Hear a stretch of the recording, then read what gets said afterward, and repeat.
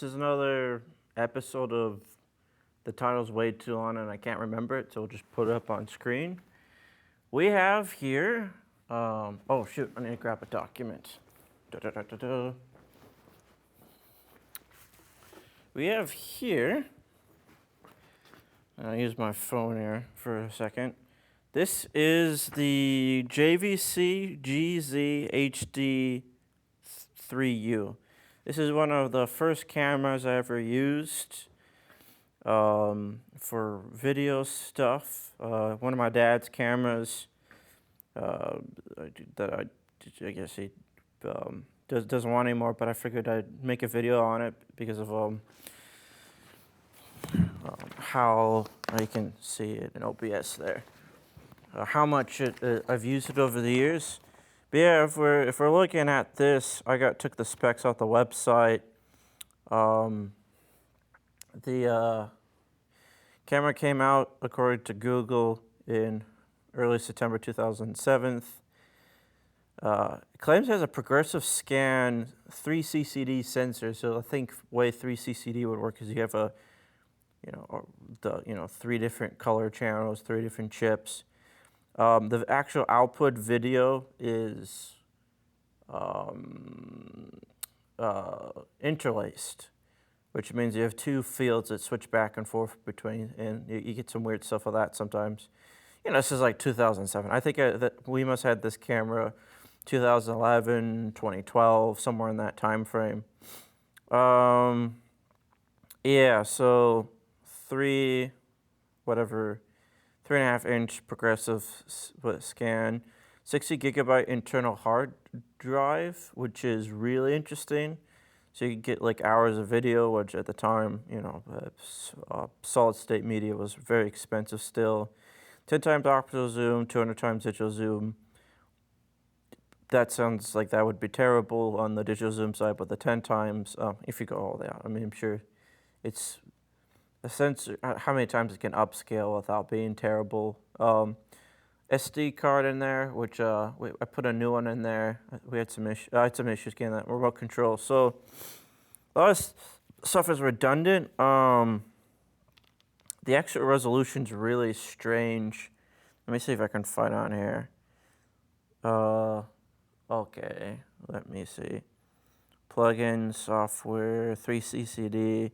Oh yeah, Minolta, Kanaka Multa. It's just probably a name. So 1440, that's what I'm looking for. So not to be confused with 2K, which I think is also a 1440. It's more like 1440 by 1080p, which is not amazing. It's not bad either. It's just kind of like 1920 by 1080p versus 1440 by 1080p. So it's technically 1080p, but it's more of like it's like a few hundred pixels off on one of the axes. Whatever, wire range manual controls, which is true. Accessory shoe has a mic input, which I have never used. It's got a stereo mic on the top. I might cut to that every once in a while just so you can hear what that sounds like. Digital. Oh, gee whiz, why'd you go to sleep? Come on. Come on. Zoom out a little bit, will you? Okay. Keeps going to sleep because it's not recording. And if I'm showing this part, you should be able to see that it's pretty, can't quite cope with the harsh lights up there. So yeah, and then interfaces has got HDMI, I-Link, all that stuff. So it's a basic spec sheet. I'm not sure why I printed off all those, whatever. It's an exposure. It's probably because there's a bit of wearing a dark shirt against a dark background. So if I was to probably bring a piece of paper into the frame, yeah, then the exposure's fine. So if I was to lock it right here, which is interesting. So it's exposing for probably based on some kind of an average or something. So if we take a look at this camera here, I wish I grabbed a better camera for this. So your classic flip around screen. You should be able to Let's see if we can change. You should be able to see the menu on this. So, got a rocker switch for the zoom and all that stuff. Then you got your hot shoe where you can put accessories like I don't know, it wouldn't be a flash. Then you got that weird 3.5 millimeter AV connector, full size HDMI, which is really nice. And then you got your FireWire, your battery, your kind of remote switch, and all that kind of stuff. So, and then you have all sorts of other specific things. So hit the menus. You should be able to see. Yeah, you should be able to see that in the recording. In terms of the menu, there are two. Where am I at? So, a bunch of whatever the stuff pertaining to the HDD, and then your outputs and all that stuff. So, I'm looking for this, but you can set your recording media, which is whether it's SD or not. So let's see if we can get these manual controls going here. So we'll swap this so that you can see on the output you can see what changes I'm making.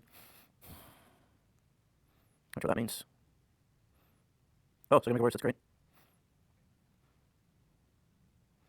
Yeah, I don't know what that means. Anyways, we'll use my phone here to do this. So I'll hit menu to go back. So I think it's a reasonable image. Let's turn manual on. Manual. So it's been a while since I used this. So I swore if you hit function. So if you hit adjust brightness, and then you could set it so that you had basically all that proper. You could bring it all the way down, all the way up in terms of that. We'll leave that.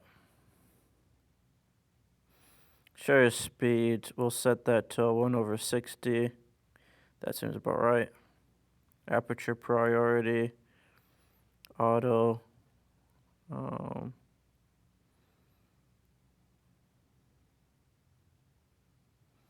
What the heck? Oh, it's because it opened all the way up. So we'll stop up a little bit. There we go. So yeah, I got a little bit of manual controls. It's not as intuitive as say some of these more. I'll set that to manual white balance. That's good zebras. That's cool. So let's see how off that exposure is. So we'll flip the screen around. And then we'll sit down a little bit because I kind of eyeballed it a little bit. Not terrible. Looks awful on this screen here. Could be the viewing angle too. A little bit better there. So maybe we'll hit function. Let's go to adjust brightness, and then we'll go.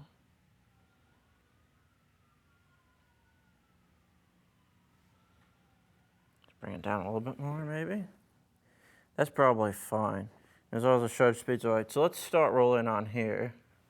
See if we lose picture without turning the camera off. That'd be the. So we're rolling here. Oh, so yeah, it's able to simultaneously send out video feeds and record internal, which is actually quite nice. So yeah, we got the big switcher with the 4K cameras. I'm recording OBS so I can get the menus and stuff, and then also the sound's gonna come through the switcher too. So yeah, it's a really interesting thing. I mean, way back in the day, like a camera like this, I'm not sure how much it would have cost, but they weren't cheap. And so there's a lot of stuff that you would take for granted on these that aren't in like some basic mirrorless cameras and all that stuff. That I wonder if I'm a little underexposed on there, but yeah, I've always wondered it might be fun to do a project like a short film or something where you take this camera and then you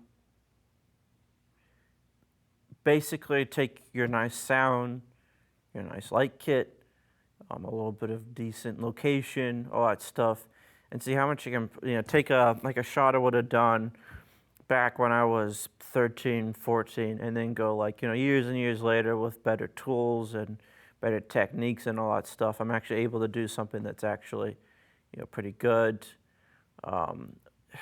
with all this. I wonder if, what shutter speed? Is shutter speed different for interlace? I have no clue.